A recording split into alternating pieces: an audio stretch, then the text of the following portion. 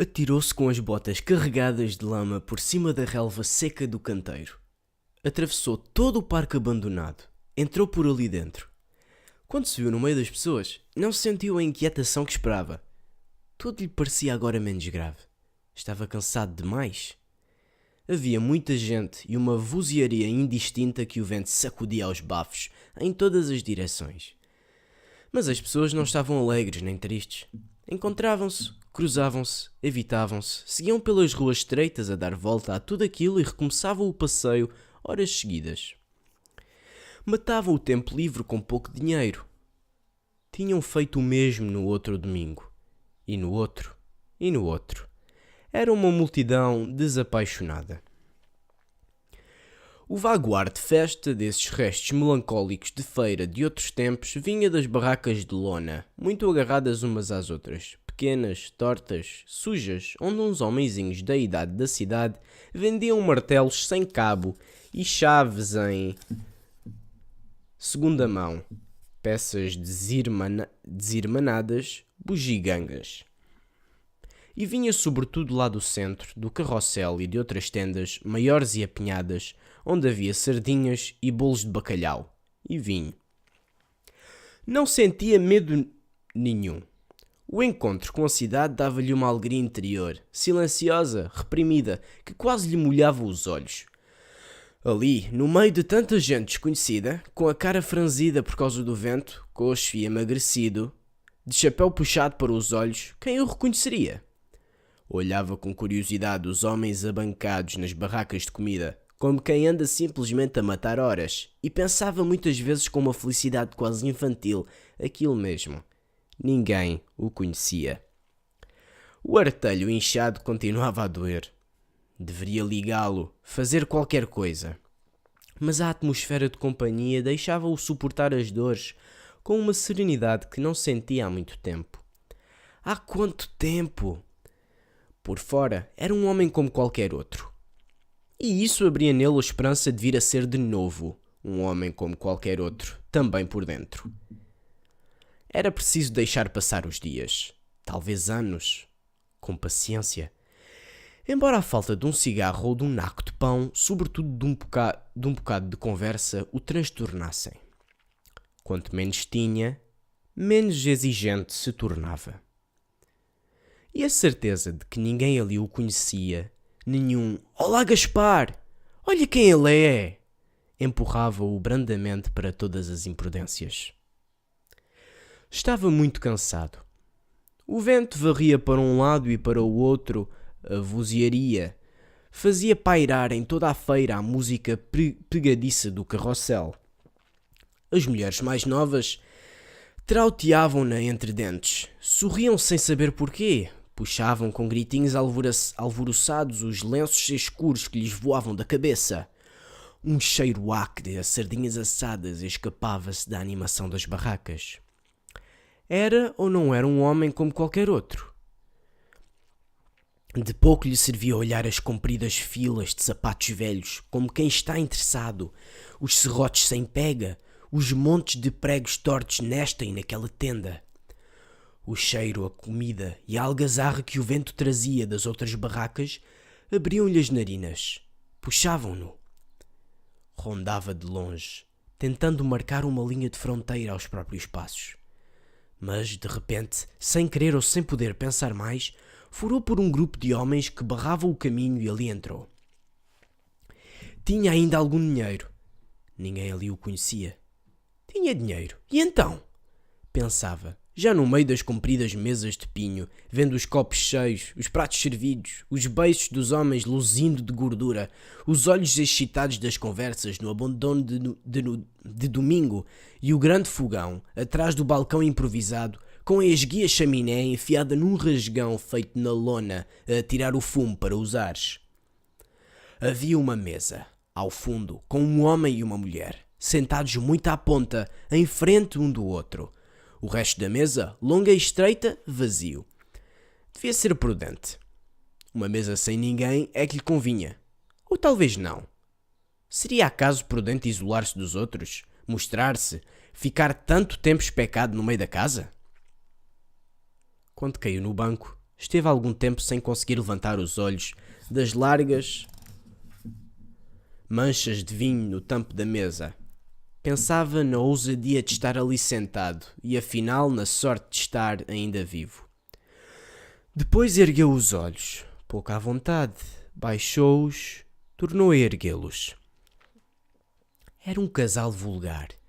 Ela fazia por ensopar o pão na gordura rala das sardinhas, com o garfo de ferro esquecido na mão esquerda. Ele enchia o copo com grandes vagares, a mão inclinando a garrafa sem uma tremura. Os olhos de Gaspar prenderam-se a essa mão grossa, possante, de veias salientes e unhas negras como as suas, mas tão firme e serena. O rosto da mulher, com papos nos olhos cansados e duas rugas fundas nos cantos da boca, lembrou-lhe outro rosto de mulher. O tempo esfumava-se e lançava-o para trás desses longos dias de lobo acossado, para um outro universo onde tudo era sereno e legal. Faltava que os olhos da mulher fossem castanhos, ligeiramente injetados, e se lhe desprendessem dos lábios descorados aquelas mesmas proféticas palavras. Ainda um dia te hás de desgraçar. Arranjam-se ou não batatas? Disse o homem mal disposto para o dono da tenda, que se aproximara. Nenhuma, já lhe disse. Não tenho nenhuma batatinha em casa. Nenhuma batatinha, exclamou o homem, imitando a voz do outro. Mas apertava os olhos e fitava-o com dureza. Não há batatas, não há batatas. Bonita história. As batatas fugiram desta terra, sumiram-se, voaram, não é? O homem da tenda deu-lhe as costas e foi buscar o pão e as sardinhas para o novo freguês. Mas o homem continuou. Não há nada nesta terra, não é isso? A mulher levantou os olhos do prato, puxou-lhe pela manga do casaco, disse-lhe baixo. Cala-te, João. Mas ele estava pouco disposto a calar-se. Tinha bebido a sua conta. Queria dizer o que pensava. Não há batatas. E por que não dizem então para onde as levam? João, por que é que não dizem então onde raio se mete tudo o que faz falta para comer?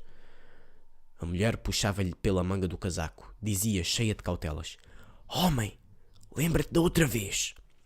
Mas toda a gente conversava tão alto à volta deles que só a mulher podia supor que alguém o ouviria. O vento soprava por cima das barracas e homens a lenga-lenga do carrossel, pegadiça, moinhenta, insistente. E levantava aos chacões o pano da tenda, batendo com fúria de encontro ao madeiramento.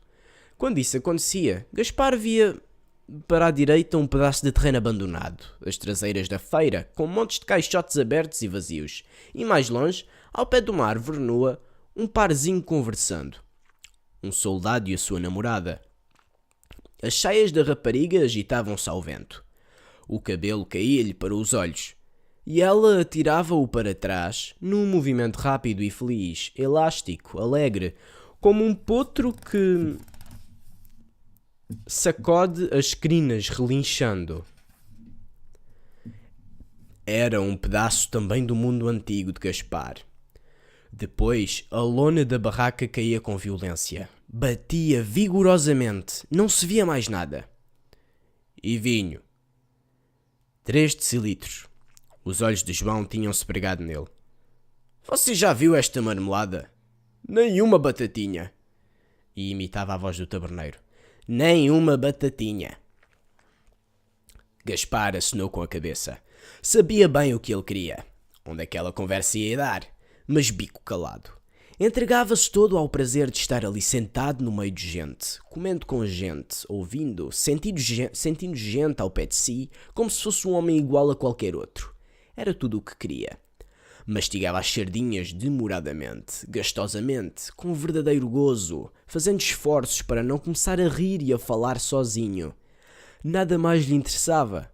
Continuava a pensar que talvez um milagre fosse possível e a vida pudesse voltar à calma rotineira de outros tempos. Não há batatas, hein? E a gente que se amole. João, voltou a dizer a mulher, deixa lá isso. Lembra-te da outra vez. Mas a voz da mulher ainda o excitava mais.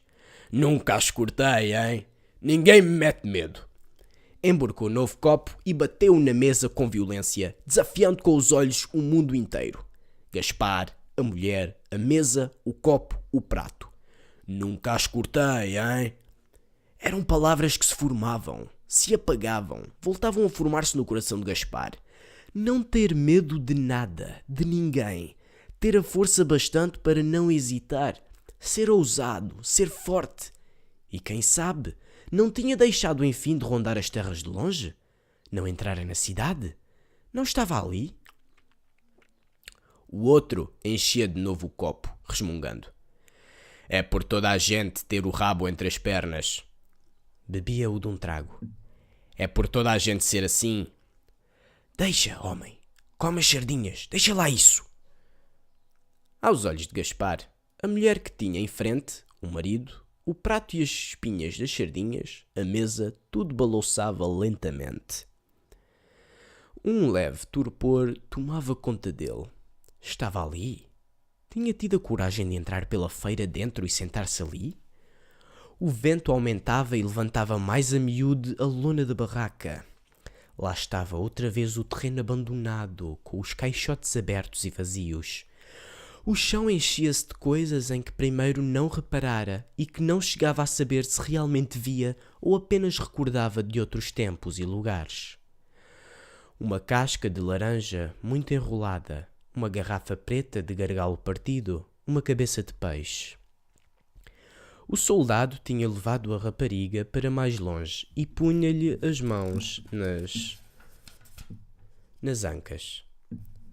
Lá estava ele a falar-lhe ao ouvido e ela atirando os cabelos para trás. Esquecia-se de tudo. Lembrava-se de tudo. A música do carrossel, o barulho das conversas, as chicotadas do vento, o salto do comboio em andamento, os chinelos andando para dentro e para fora. Ainda um dia te hás de desgraçar. A bufetada na véspera do casamento por uma coisa tão simples como um beijo na cara. Os papos nos olhos, as rugas ao canto da boca e o banco da cozinha ao pé da chaminé, onde lia o jornal logo de manhã. E a colher de lata com o cabo amolgado. Lá estava o soldado pondo-lhe a mão no ombro e a rapariga furtando-se e rindo perdidamente com a cabeça atirada para trás. Há quanto tempo? Estava para ali há quanto tempo, com o resto do pão esquecido nos dedos. Quando voltou os olhos para a mesa, encontrou mais 2 homens. Um ao seu lado, o outro em frente. Fardas. Caiu-lhe o pão dos dedos. Saltar a trave da barraca e desaparecer? Ceder? Entregar-se? Um era cheio e baixo. O outro muito magro, escancelado, de estatura média. O gordo tinha um bigode brilhante, muito fino, muito colado ao lábio, e trazia a gola da farda desabotoada. O magro, de boné para a nuca, vestia um sobretudo verde russo, que já fora preto, cheio de nódoas. Não tinham armas. Mais à vontade, Gaspar passou os olhos atentamente pelos dois. Não tinham armas.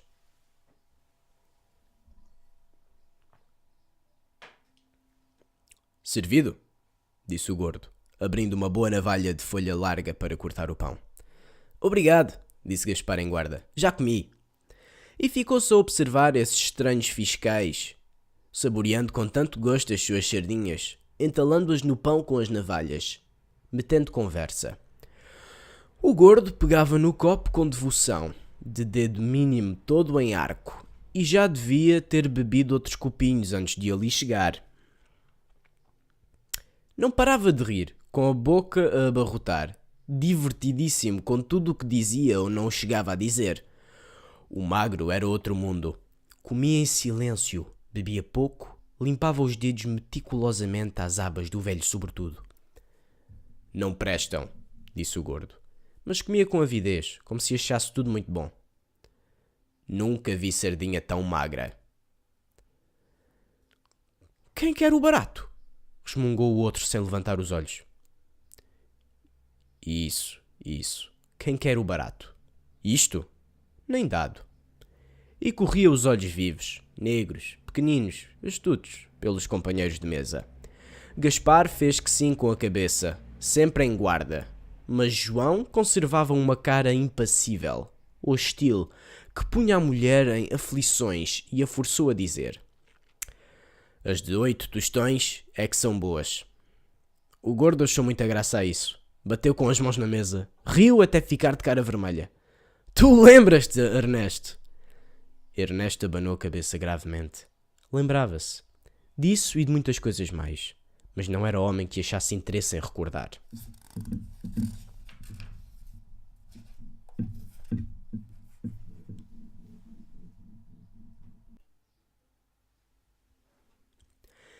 Entregava-se inteiro às suas sardinhas, ao seu pão, aos seus meticulosos golitos de vinho. Dessa vez, continuou o gordo, com a boca atafolhada, dessa vez, palavra de honra!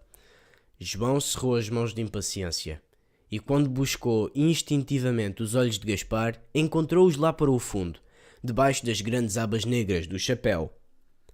Tu lembras-te, Ernesto?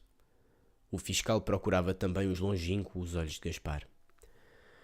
Você lembra-se da Feira Grande? Sou de fora, disse ele.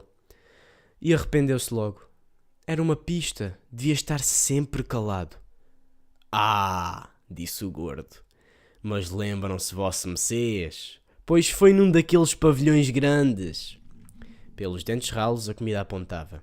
E, quando ria, o bigode parecia mais fino e brilhante por causa da gordura que alastrava da boca até ao queixo. Pois, uma vez, num desses pavilhões, sento-me eu e aqui o Ernesto e pedimos sardinhas e batatas. Vêm as sardinhas, o pão, a pinga. Tal e qual como aqui, só que lá era tudo do fino. Malta de massa, bem arreada.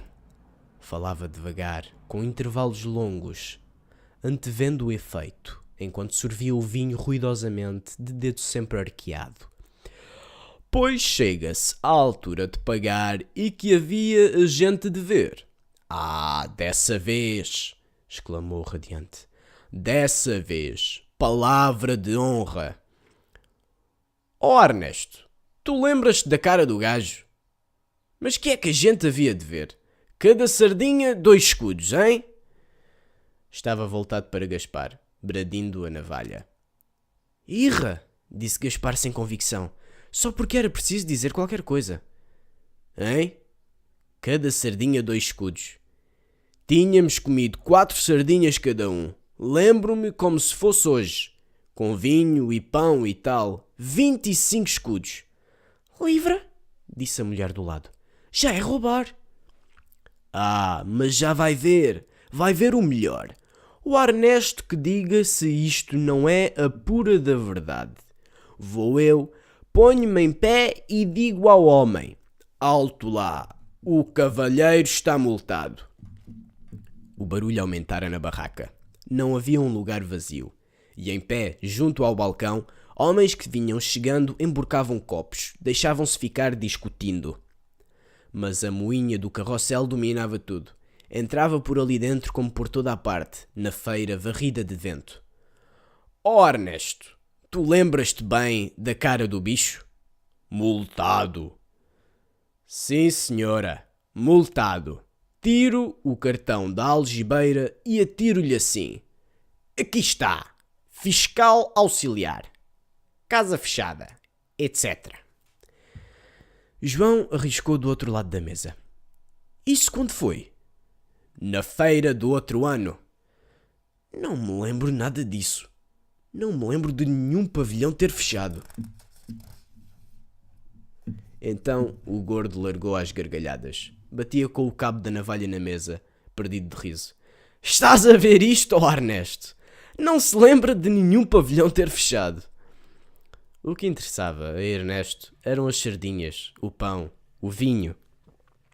Limpou as pontas dos dedos, como sempre, ao sobretudo. Sorriu sem interesse.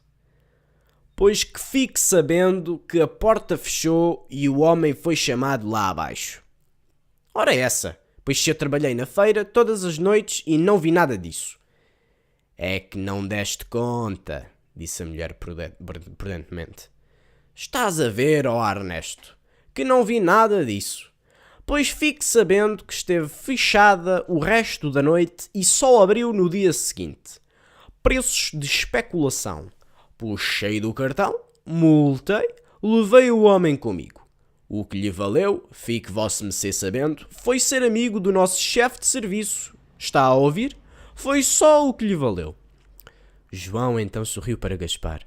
Buscou-lhe os olhos lá no fundo, por baixo das grandes abas. Isso é outro sermão. Se fosse um pequeno, estava pronto. O gordo olhou-o muito sério, com a testa toda franzida. Concordou. Foi o que eu disse. Foi o que eu disse, raio. A antiga injustiça reavivou-se um minuto e fê-lo sentir de novo aquela humilhação de ver o cavalheiro do pavilhão passar por ele sem se dignar a olhar, de cabeça levantada e um sorriso nos lábios.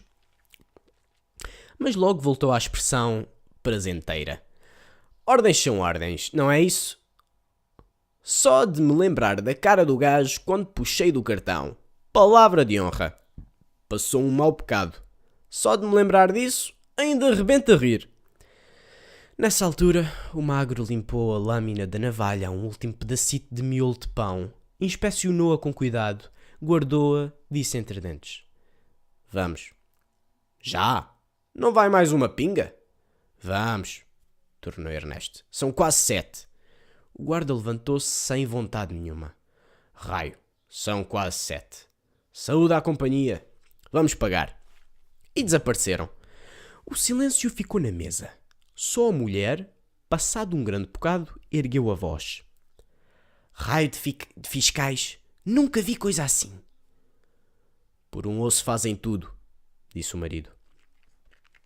O vinho estava a dar-lhe para a tristeza. Com a descida da noite, o vento gelava. As pessoas debandavam. E, dentro em pouco, a própria barraca só tinha bancos vazios. Foi então que Gaspar reparou nos homens, arrumando nas várias tendas os trastes que tinham ali trazido para vender e voltariam a trazer no outro domingo. E no outro, e no outro. Com o fim das discussões, das conversas, da gritaria do dono da barraca, a música do carrossel ainda se ouvia mais. A noite descia agreste sobre a feira quase vazia. João tornou. São os pobres diabos como a gente. Nem veem que não são nada, que não mandam nada. Estás-te a dar para o sentimento, chacoteou a mulher. Pobres diabos, disse então o dono da tenda, que se aproximara sem nenhum deles dar por isso. Gaspar reparou na pele escura do homem e na grande cicatriz que lhe cortava a face direita. Estava em camisola interior, de mangas arregaçadas, segurando na mão uma rodilha molhada. Começou a passá-la às voltas no tampo da mesa e acabou por se sentar à cabeceira, todo estendido, com a cara quase ao pé da de Gaspar. Pobres diabos! Que o diabo os suma! Dizia aquilo lá de dentro, repetia. Que o diabo os suma! A dor do tornozelo de Gaspar estendia-se agora a toda a perna. Para onde iria? Se o tempo passasse, se os dias passassem depressa e tudo pudesse cair no esquecimento, poderia voltar a procurar as caras conhecidas, regressar à terra onde sempre vivera, continuar a ser o mestre Gaspar. Saudades não tinha senão da tranquilidade, do que havia de calmo, seguro, legal no tempo que irremediavelmente se escoara. Saudades só desses dias antigos em que, como o homem que tinha na frente, enchia um copo sem a mão lhe tremer. Podia dizer a toda a gente que não tinha medo de nada, de ninguém. Os companheiros da mesa falavam. Vinha o dono da casa e falava. Falavam e não os ouvia. Como se estivessem muito longe e o vento lhes levasse a voz para muito longe. Passara para o lado dos coelhos assustados, que fugiam espavoridos quando saltava das entradas e se embrenhava no mato. Vocês também, dizia o João, encolhendo os ombros e desviando os olhos. Vivem a sugar o povo, que me rala que lhes pisem os calos. O dono da barraca franziu-se todo, ergueu a rodilha no ar e abateu-a na mesa com um murro que fez saltar os copos. Um fiozinho apressado de água suja apontou na rodilha, escapou-se por entre os dedos cabeludos do homem, embebeu-se na madeira do tampo. A sugar o povo? Essa é boa. Então não sou o povo? Então eu não sou povo, não? Então tudo o que você me vai dar por essas sardinhas não vai já direitinho para as licenças, para os fornecedores, para o raio que os parta, não? Ora, disse o João, como quem conhecia aquela conversa de cor. Fiscais e homens de balcão. A mulher meteu-se. Há de tudo. Em tudo há bom e mau. Pois fique sabendo que nunca andei de costa direita, disse o taberneiro. Essa de fiscal é forte. Nunca andei de costa direita, fique sabendo. De onde vinha aquele imenso, incómodo silêncio? Primeiro, não percebeu. Depois deu porque a música do carrossel cessara e o casal já ali não estava. Olhou à volta e viu a barraca deserta. Só havia, do outro lado do balcão, a gente da casa e lá para o fundo um homem dobrado para cima de uma mesa como um saco a dormir. Que iria acontecer? Que caminho tomar? Levantou-se, sacudiu o braço do homem da tenda, pagou. Ao balcão, uma rapariga de braços vermelhos lavava copos num grande alguidar e punha-os a escorrer num outro mais pequeno.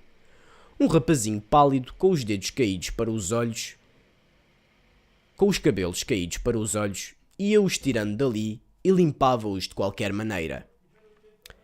Gaspar saiu e viu as poucas pessoas que restavam na feira em pequenos grupos. Fogueiras surgiam no escuro, para lá da área das tendas, já no campo.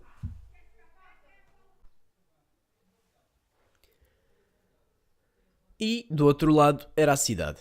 A cidade de prédios enormes, cujas janelas se iluminavam atrás umas das outras. Um mundo que o atraía. Um mundo que o ameaçava. E o vento crescia. As lonas das barracas batiam enfurecidas e os homens suavam para conseguirem desatá-las e enrolá-las convenientemente até ao domingo seguinte. Uns restos de claridade permitiam distinguir os vultos curvados dos feirantes na azáfama do desmanchar da feira. Se fosse um deles, estaria agora muito ocupado com a sua tarefa, sem dar pelas nuvens que o vento empurrava do lado do mar e atravessavam os restos de claridade azulada. Os apagavam, alastrando até a escuridão impenetrável da noite de inverno. Se fosse um operário, regressaria à casa maldizendo o fim do domingo e nem daria pelo vento. O diabo os suma, tinha dito o homem da barraca, e via aquela cara prazenteira do fiscal gordo, de queijo reluzente do azeite das sardinhas, desejando saúde à companhia, abrindo o pão pacatamente com a boa navalha, como se não tivesse na algibeira o mágico cartão com que poderia levá-lo por um braço para onde quisesse. Era um homem indigno. Disse isto sem surpresa, sem remorso, pensando nos olhos da mulher com quem tinha estado a comer, na zanga do taberneiro, nos olhos de João naquele instante em que os tinha encontrado à procura dos seus. De longe, há quanto tempo? A quantas léguas de distância? Vinham conversas inteiras, rostos suspeitos, olhos amigos, pedaços de frases, cheiros, gritos, um comboio em andamento. Depois riu-se. És um homem indigno. Então ele é que era um homem indigno? Estava em pleno campo, de pé, no meio de barracas desmanchadas, encostado a uma árvore a que tinham pregado um pedaço de tábua. Que diria aquilo? Vinho novo? Há passarinhos? O vento abanava a árvore e abanava-o. Trazia-lhe o cheiro das sardinhas que os feirantes assavam para a ceia. Um homem no meio do campo raso, cercado de todos os lados, deve render-se ou seguir? Para a direita ou para a esquerda? Para trás ou para a frente? O artelho doía-lhe. Depois de ter estado sentado tanto tempo, custava-lhe mais a andar. Não podia voltar a sentar-se. Viu o céu muito negro. E, debaixo dele, lá para diante, a mole imensa da cidade, repleta de luzes. À sua volta havia só torrões, árvores mortas, barracas desmanchadas, noite e vento. O diabo os suma, disse ele com rancor.